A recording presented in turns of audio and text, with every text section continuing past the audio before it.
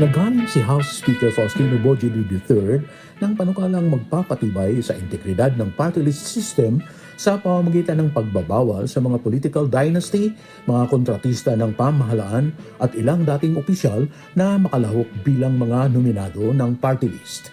Ang House Bill No. 9906 o ang Proposed New Party List System Act ay isa sa mga priority measures ng Legislative Executive Development Advisory Council o LEDAC.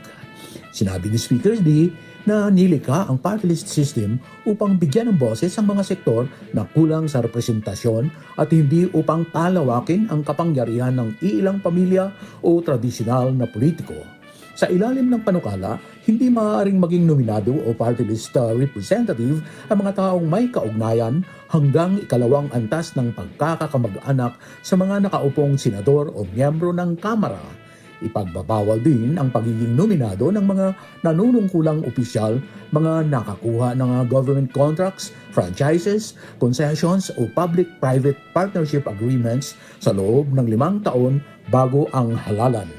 Kasama rin sa mga madidisqualify ang mga opisyal at kontroladong stockholders ng mga kumpanyang may kontrata sa pamahalaan.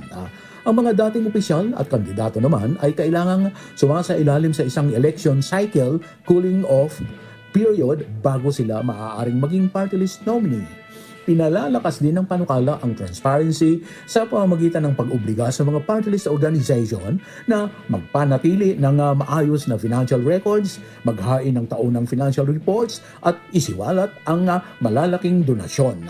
Binigyang din ni Speaker D na ang panukalang ito kasama ng Anti-Political Dynasty Act na naaprubahan na sa ikatlo at huling pagbasa sa Kamara ay naglalayong palawakin ng partisipasyon ng mas maraming Pilipino sa pamamahala at palalakasin ang tiwala ng publiko sa mga demokratikong institusyon ng bansa.